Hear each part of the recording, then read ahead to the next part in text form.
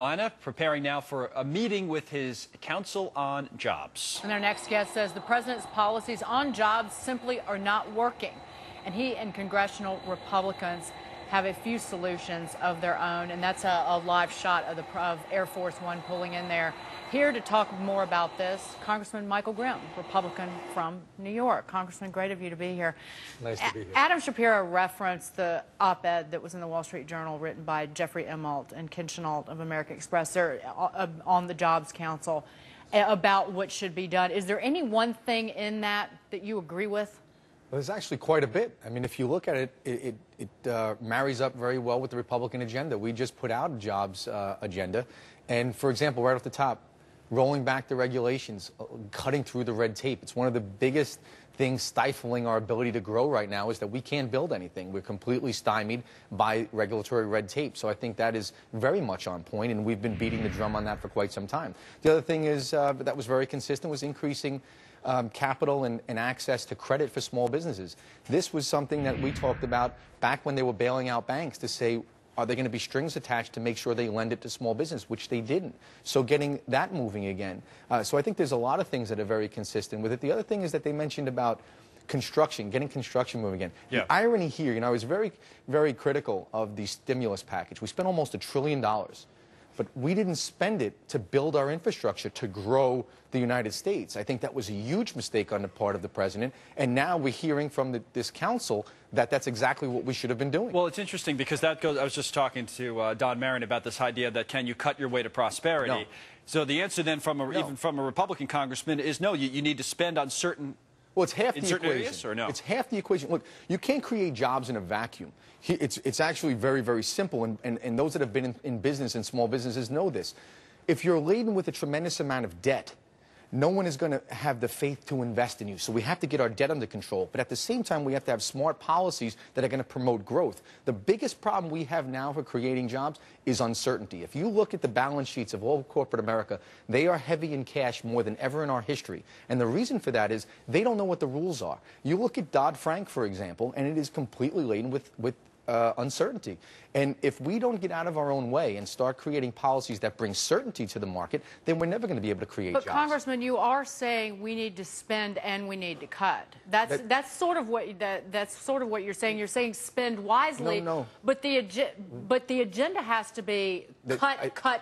I think you misinterpreted. What I'm saying is, yes, we have to cut the spending because we have an out-of-control debt looming crisis. But we have to have pro-business policies such as cutting red tape, creating certainty to the marketplace. None of that cost a dime.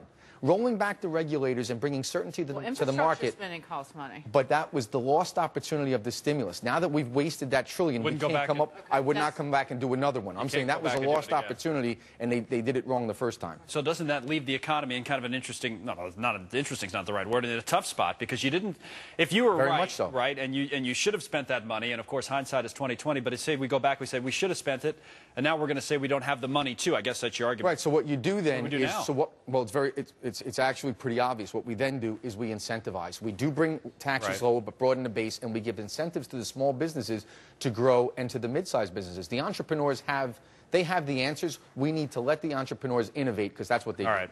Before we wrap up here and let you go, I just want to ask you one New York delegation question about, because we didn't talk about it, but about Congressman Weiner. It's been in the news. We've talked about it ad nauseum for the last couple of weeks. But since you're in the delegation from New York, what's your view on it? Should he resign or? In all sincerity, what happened, you know, Chris Lee had this problem on my side as a Republican. I didn't comment then, and out of respect, I want to be consistent, and I reserve comment. You know, it's up to the congressman at this point. What he decides to do is... But you wouldn't call on him to resign? I personally am not, no. Okay, interesting. Congressman Michael Grimm, thank you so much. We have a guest we want to introduce. Uh-oh. Who did you bring with you? This is Sebastian, and believe it or not, Sebastian is a rescue puppy. Hey, no, Sebastian. he's not. He was rescued from a puppy mill. Hi, you can say hello. He was rescued from a puppy mill. And part of this was about the Humane Society brought him to me from puppy mill. And one of my first legislations was a dog bill. It's for veterans. I'm very much in the weeds on Dodd-Frank and a lot of other legislation, but I want to remember that we have the freedoms and liberties to talk about jobs and everything else because of our veterans. So my very first bill was for those suffering from post-traumatic stress, that they can train dogs, and if the dogs are trained to a certain level, then those dogs are then given to veterans with disabilities, and they can help them open doors and do various different things that they would have trouble with. So as a result of that legislation, Humane Society found a puppy mill, and now we have Sebastian. His nickname, though, is Muggsy. He's a pup. He's a pup. That's why he's biting on my face. You hear him? Hey, don't you bite. No, it's all right. He's a baby. Well, he's still teething, so... Bye, Sebastian. Well, thanks for bringing him in. See, now you're going back to D.C. now, I guess. We're heading to D.C. together. We have have to get back. My staff in D.C. misses him. All right, Congressman. Good to see you again. Great to see you. Thank you. Now do you think I'm a human being? No, barely. Borderline. We're coming off a tough week, of course, for the markets, which we're going to talk about here in a moment. Investors trying to end the losing streak today, and we have been in the positive. More of the outlook for the future coming up in just a moment. And the cost of filling up your gas tank improving despite the summer driving season. Bank of America's top man on energy, Tom Petrie, is with you this hour. I tell the fellas start the name calling, and the girls respond to the call. I have a poor one shout out.